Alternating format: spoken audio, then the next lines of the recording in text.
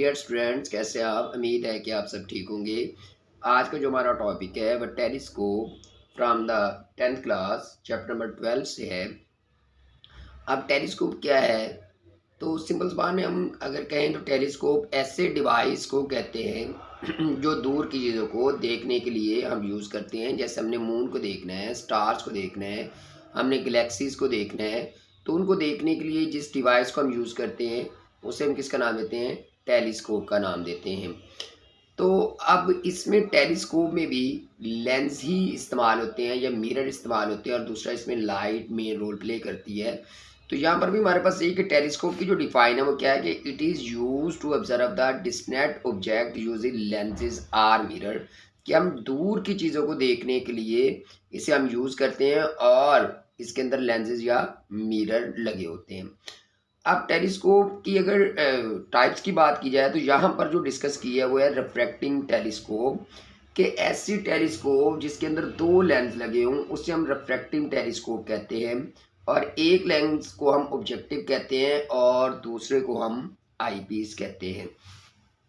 تو اب یہ کہ telescope that uses to converging lens is called ریفریکٹنگ telescope, جس میں دو کنورجنگ لینس استعمال کرتے ہیں اسے ہم ریفریکٹنگ ٹیلیسکوپ کہتے ہیں۔ اور کنورجنگ لینس کو دوسرا ہم کیا کہتے ہیں؟ یعنی کہ کنویکس لینس بھی ہم اسے کہتے ہیں، کیونکہ یہ ریز کو ایک جگہ پر کنورج کر دیتا ہے، اکٹھا کر دیتا ہے، اس لیے ہم اسے کنورجنگ کا نام دیتے ہیں۔ اب یہ کہ جو اس میں اب آبجیکٹیو کیا ہے اور آئی پیس کیا ہے، کہ ایسا لینس جو آبجیکٹ کے قریب ہو اسے ہم آبجیکٹیو کہتے ہیں، اور ایسا لینس جو آئی کے قریب ہو اسے ہم آئی پیس کہتے ہیں۔ تو اب یعنی کہ the lens which is near to the object is called objective, and the lens which is near to the I is called آئی پیس۔ تو اب یہاں پر یہ کہ اب ان ریفریکٹنگ telescope and objective lens form a real image are the distant depth, کیونکہ یہ جو objective lens ہے یہ آبجیکٹ کے قریب ہے، اس لیے یہ ریئل امیج بناتا ہے۔ اور ریئل امیج کون سا ہوتا ہے؟ جو انورٹ ہوتا ہے۔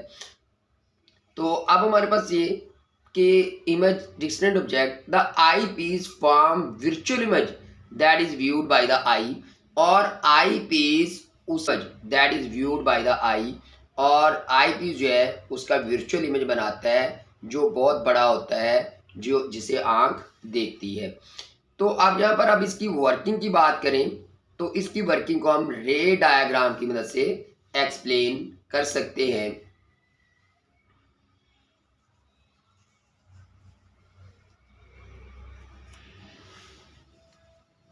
اب ورکنگ آف دا رے ڈائیگرام میں دیکھیں کہ یہی چیز ہم نے یہاں پر بنانے کی کوشش کی ہے کہ ہمارے پاس دو یعنی کہ یہاں پر کنورجنگ لینس لگے ہوئے ہیں، ایک آبجیکٹیو ہے اور ایک ہمارے پاس کیا ہے؟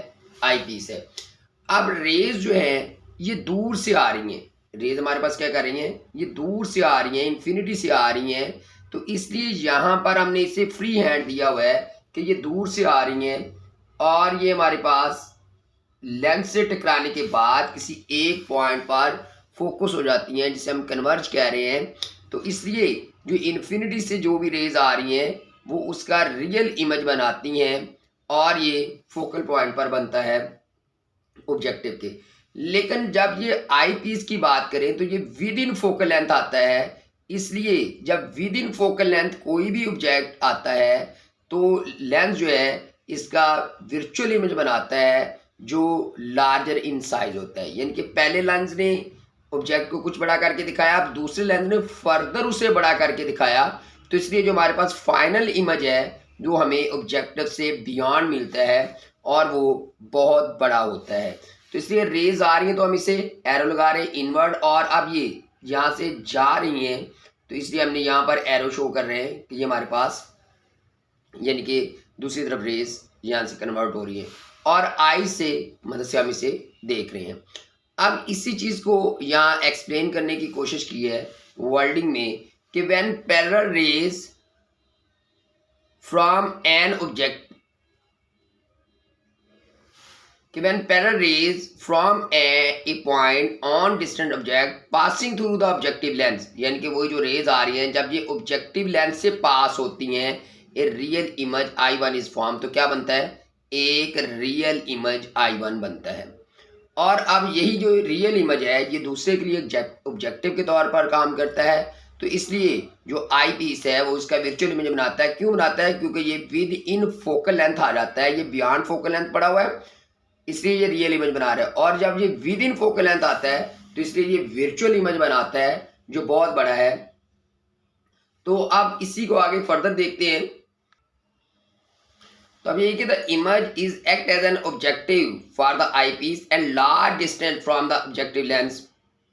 اور اس لیے یہ بڑا یعنی کہ امیج بناتا ہے. This virtual image make an angle theta at eyepiece اور آنکھ کے ساتھ اینگل تھیٹا بھی بناتا ہے. اب اگر اس کی میگنیفیکیشن کی بات کی جائے تو میگنیفیکیشن کیا ہوتا ہے کہ the ratio of the size of the image to the size of the object، کہ یہ کسی چیز کو کتنا بڑا کر کے دکھا سکتے ہیں. تو اب یہ کس کی تو اب یہاں سے میگنیفیکیشن اگر کیلکولیٹ کرنا چاہتے ہیں تو میگنیفیکیشن کا جو فارمولا ہوگا وہ m = FO/FE ہوتا ہے.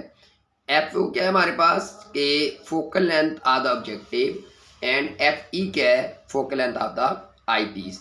تو یہ جو ہم یعنی کہ میگنیفیکیشن کیلکولیٹ کرتے ہیں یہ ہم یعنی کہ اسی سے رے ڈائیگرام سے ہم اسے کیلکولیٹ کرتے ہیں.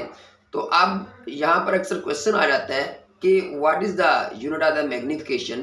تو بیٹا میگنیفیکیشن کے یونٹ نہیں ہوتے. کیوں نہیں ہوتے؟ کیونکہ یہ سیم کوانٹیٹیز کے درمیان ریشو ہے، یعنی کہ اوپر بھی فوکل لینتھ ہے نیچے بھی فوکل لینتھ ہے. فوکل لینتھ کے یونٹ اگر سینٹی میٹر ہم لیتے ہیں تو دونوں سینٹی میٹر سے کینسل ہو جائیں گے، تو اس لیے یہاں پر اس کے کوئی بھی یونٹ نہیں ہوتے. تو میگنیفیکیشن کے یونٹ نہیں ہوتے. تو بیٹا اب امید ہے کہ آپ کو یہ بات سمجھ آ گئی ہوگی. تو اب اگر کوئی بھی پھر بھی کوشچن ہو تو وہ کمنٹس باکس میں ضرور لکھیے گا. اور اگر ویڈیو اچھی لگی ہو تو اسے لائک کریں، اسے شیئر کریں اور اپنا خیال رکھیے گا. نیکسٹ ٹاپک کے ساتھ پھر ملیں گے، تب تک کے لیے والسلام.